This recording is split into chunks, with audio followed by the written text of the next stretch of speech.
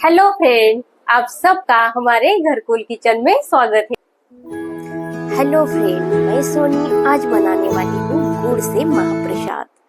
गुड़ से महाप्रसाद बनाने के लिए हमें सम प्रमाण से ही बनाया जाता है।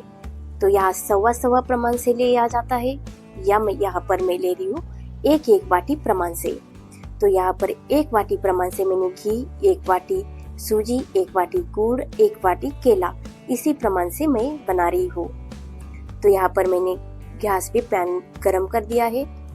अब मैंने डाल दिया है 1 वाटी घी। घी गरम हो चुका है तो मैं यहाँ पर डाल रही हूँ 1 वाटी सूजी। अब सूजी को हमें अच्छी तरह से भून लेना है। अब घी में हमें सूजी को अच्छी तरह से भूनते रहना है जब तक सूजी हमारी अच्छी तरह से गोल्डन ब्राउन हो जाए।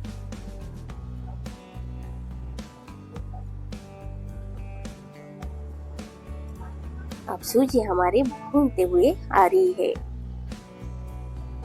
अब हम 1 वाटी केला डाल देंगे। जब तक घी में केला अच्छी तरह से भून ना जाए तब तक हमें अच्छी तरह से मैश कर देना है। 1 वाटी केला भी हमने डाल दिया है।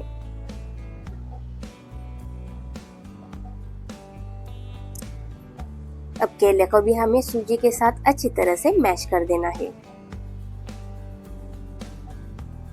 केला भी देखो कितने अच्छी तरह से हमारा सूजी के साथ मैश हो गया है और सूजी का भी कलर बहुत ही सुंदर तरीके से आ गया है।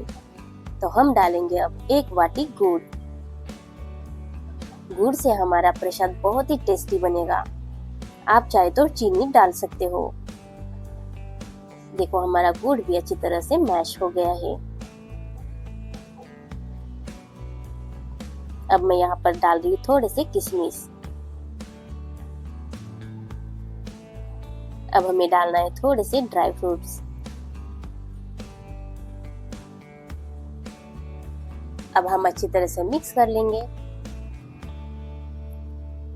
फिर हमें डालना है थोड़ी सी जायफल इलायची पाउडर। इससे प्रसाद का खुशबू बहुत ही टेस्टी आएगा। अब मैंने यहाँ पर 1 वाटी दूध, 1 वाटी पानी गरम कर लिया था। ये मिश्रण मैं अपने हलवे के अंदर डाल रही हूँ। अब जब तक अच्छी तरह से पक न जाए इसे हिलाना है। देखो हमारा हलवा कितना अच्छी तरह से बन रहा है।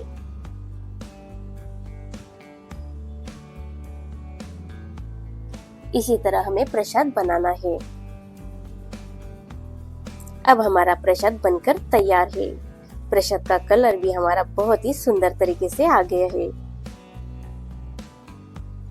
देखो कितना सुंदर तरीके से हमारा प्रसाद बन गया है, बिल्कुल दानेदार। तो आप भी गुड़ से ये प्रसाद बना सकते हो। अब मैं नारियल का बूरा डाल रही हूँ, साथ में तुलसी का पत्ता। देखो कितना सुंदर तरीके से गार्निश भी हो गया है। तो हम अभी भगवान को भोग चढ़ाएंगे।